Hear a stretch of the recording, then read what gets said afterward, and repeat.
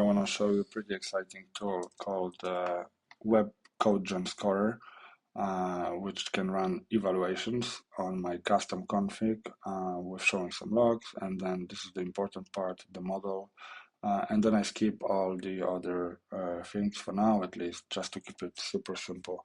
And then I output the entire directory in the debug folder, right? So let's run this.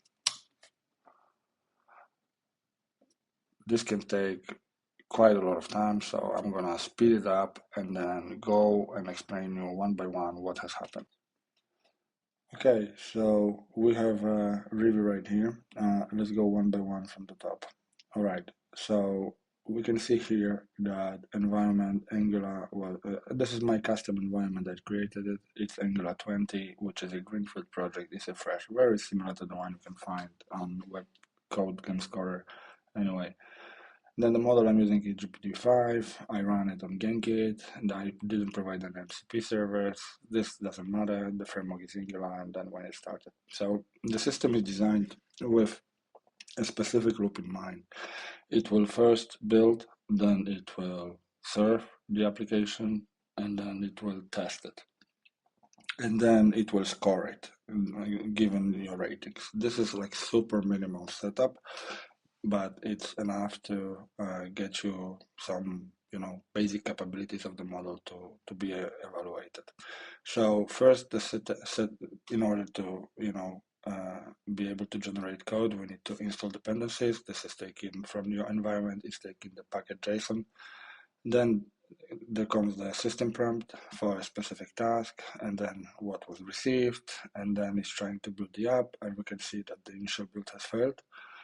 There are some build errors, so the system will try to repeat and then fix it. It will use the repeat system prompt for this. And then it's trying to repeat attempt number 2, and each attempt will lower the score. And then we go and say receive a repair response. Great, it built successfully. Then it will try to serve the app and launch some checks. Mostly I have disabled it because I didn't want to do all kind.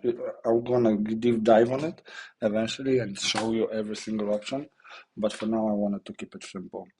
And then there is a validation of the app, and there is a quite sophisticated system actually under, so I can show it to you in the deep dive. Then you can see that the app is running, it's validating that the app actually runs, and then it found some errors that it couldn't find a file for whatever reason. And then it's trying to fix it, and then eventually says it's done. This is a system prompt. I'm gonna show you the details, and then there is like outcome showing you the scores. So with that, what I can do is I have built the tool. So the Web Codegen Scorer will generate a folder with all the details for you. But once I go here, I can say push benchmark. And that's gonna first push the code that was generated by the AI. Then it's gonna deploy the app from the dist folder, and then it's gonna push the actual results. With that being said, we can go to the website.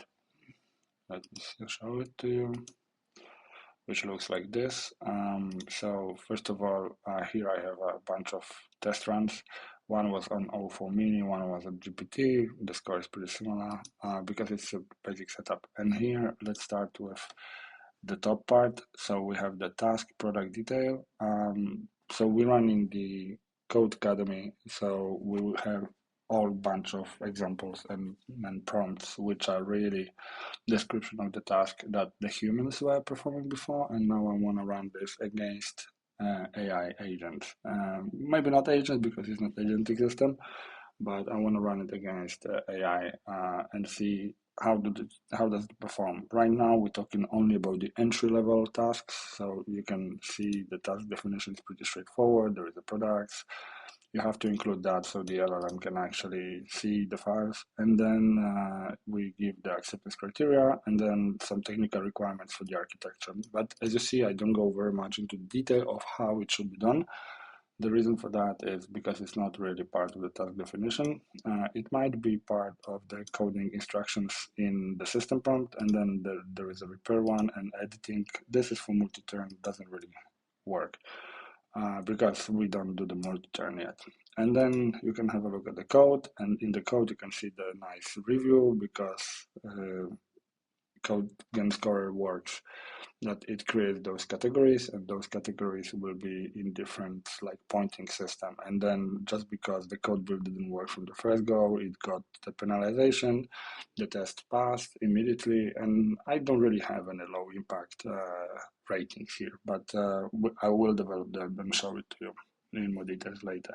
And then you can browse the code. These are the newly created files. These are the modified files. You can see it's pretty straightforward.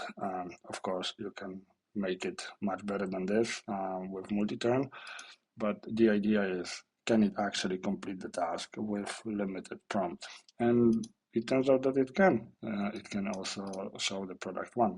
So obviously this is only one first task and like a second model I've tested, but I'm gonna be testing extensively this thing. Also here you can see how many tokens were used. Eventually we can use it in order to predict how much it costs you to perform these tasks. So yeah, follow me for more information and more data about how different models will perform in the benchmark that I've created.